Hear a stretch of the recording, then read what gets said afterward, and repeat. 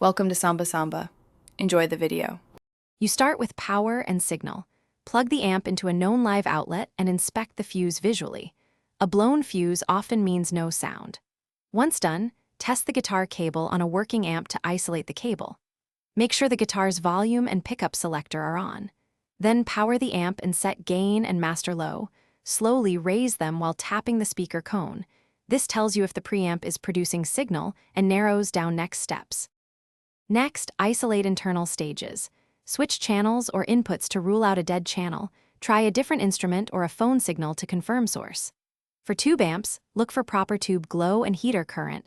Once cooled, carefully swap preamp or power tubes with known good ones. Tubes fail silently. Use the headphone jack or connect an external speaker to determine if the speaker or output transformer is at fault. These actions separate preamp, power amp, and speaker problems. To finish, check speaker wiring and measure continuity across the speaker and output transformer. A short or open circuit will cause silence.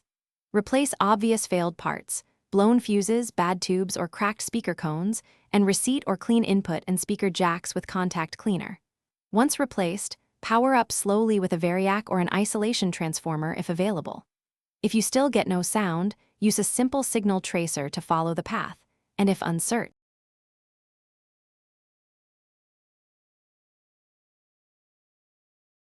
Thanks for watching. Consider subscribing if we helped you.